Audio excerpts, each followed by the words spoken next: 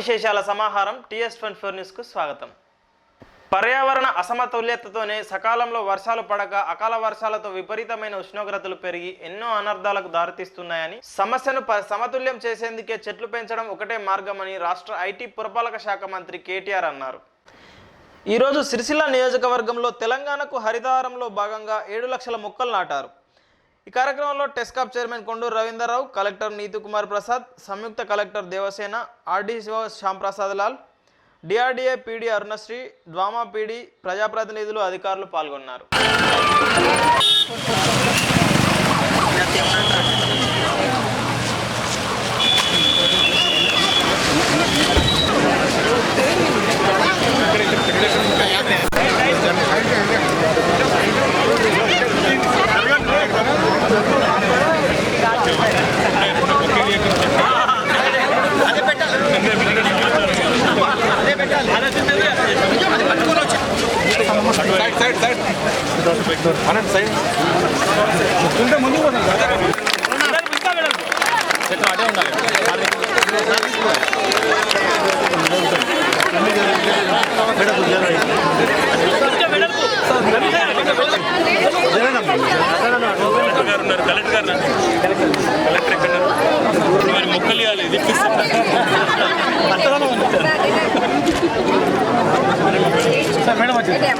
మీరే దేవాలి అన్ని మీరే సార్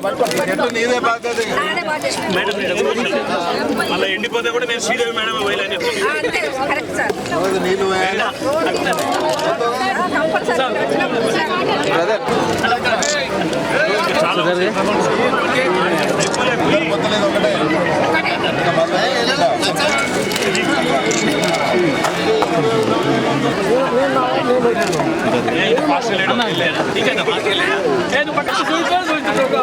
నేనే వస్తా చూడు.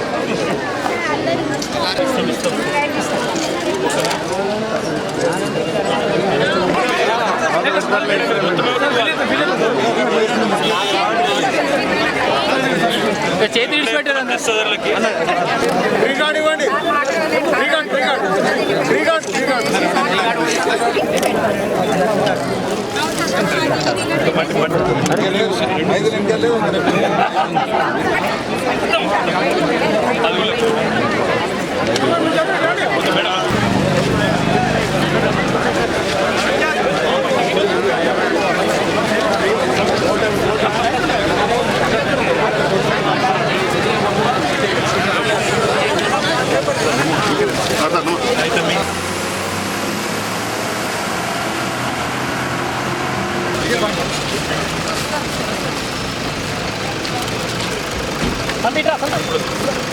మొక్కలు ఇవ్వాలి మీరు మొక్కలు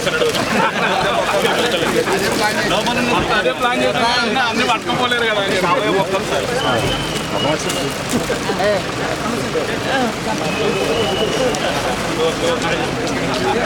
చెట్టు పెట్టిన ఇట్లా కూడా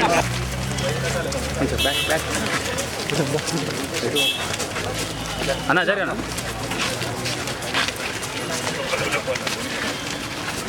కాదు మన కావాలి అంతే కదా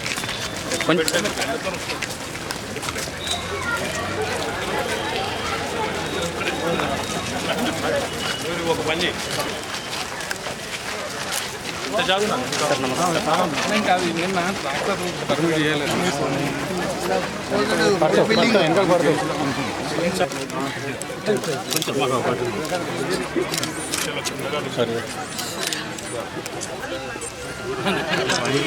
వీళ్ళందరూ కూర్చొని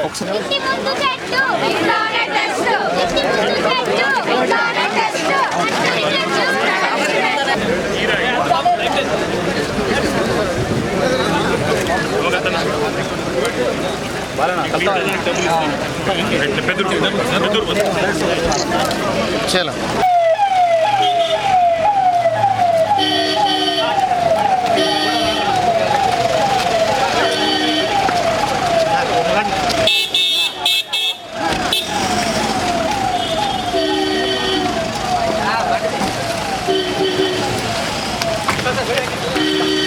వామపక్ష విద్యార్థి సంఘాలు తలపెట్టిన రాష్ట్రవ్యాప్త పాఠశాలల బంద్ విజయవంతమైనట్లు ఆయా సంఘాల నాయకులు తెలిపారు. ఈరోజు వామపక్ష పార్టీల ఆధ్వర్యంలో జరిగిన విద్యా సంస్థల బంద్కు అన్ని వర్గాల నుంచి స్పందన ఉందని, బంద్ సంపూర్ణమైనట్లు విద్యార్థి సంఘాల నాయకులు తెలిపారు. అంబేద్కర్ చౌరస్తా వద్ద ప్రభుత్వ వ్యతిరేక విధానాలకు నిరసనగా దిష్టిబొమ్మ దగ్ధం చేశారు. ఈ కార్యక్రమంలో నాయకులు చౌటపల్లి వేణుగోపాల్, సాయి, విద్యార్థి నాయకులు పాల్గొన్నారు.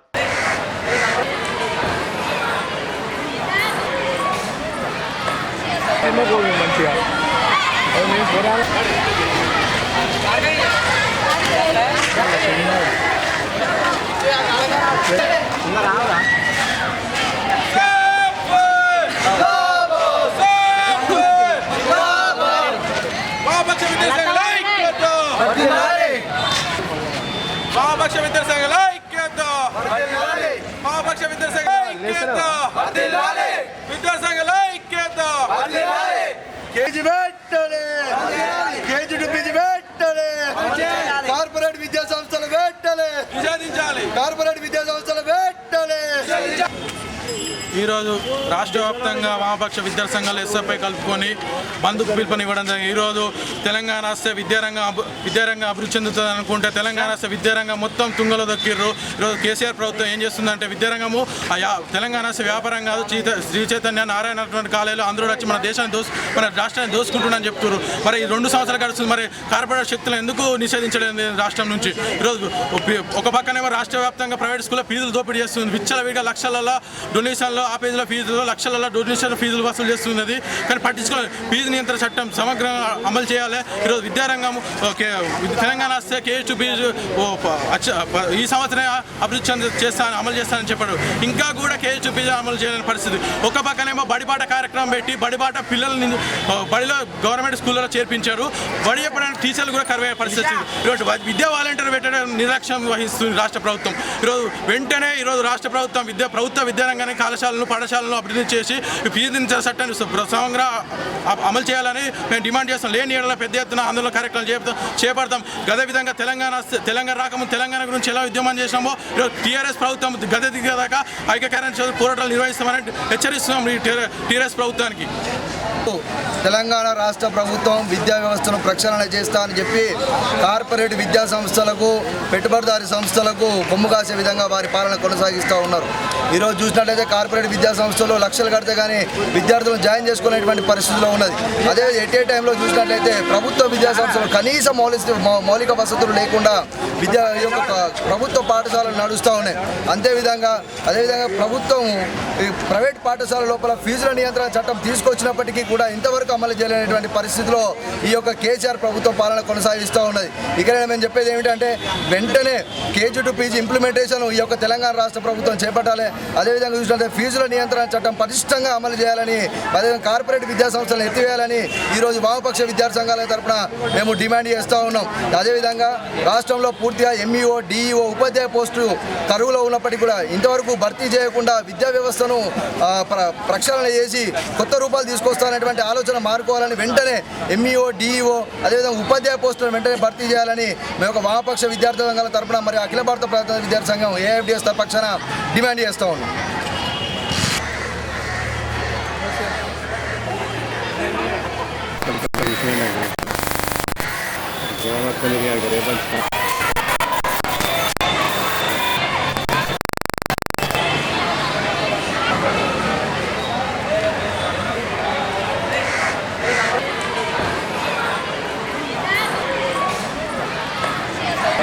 మంచిగా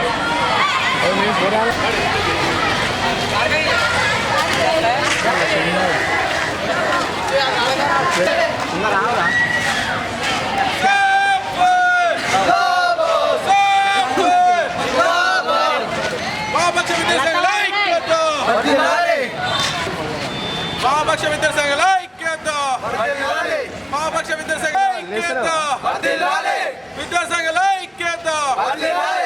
కేజీ పెట్టలే, కేజీ టు పీజీ పెట్టలే, కార్పొరేట్ విద్యా సంస్థలు పెట్టలే, నిషేధించాలి. కార్పొరేట్ విద్యా సంస్థలు పెట్టలే.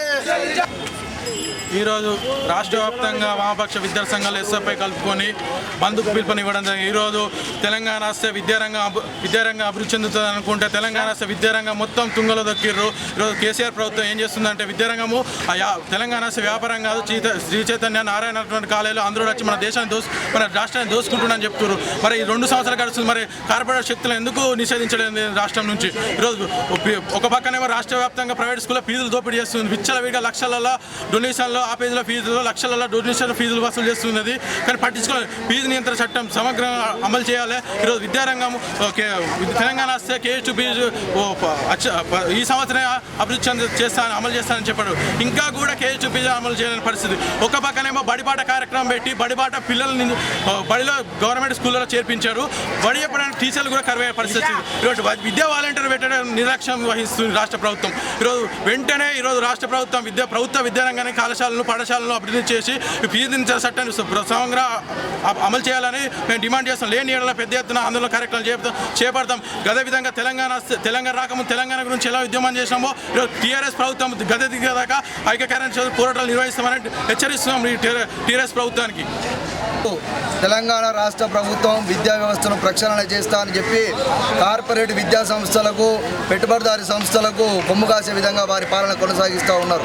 ఈరోజు చూసినట్లయితే కార్పొరేట్ విద్యా సంస్థలు లక్షలు కడితే కానీ విద్యార్థులను జాయిన్ చేసుకునేటువంటి పరిస్థితిలో ఉన్నది. అదే ఎట్ ఏ టైంలో చూసినట్లయితే ప్రభుత్వ విద్యా సంస్థలు కనీస మౌలిక వసతులు లేకుండా ప్రభుత్వ పాఠశాలలు నడుస్తూ ఉన్నాయి.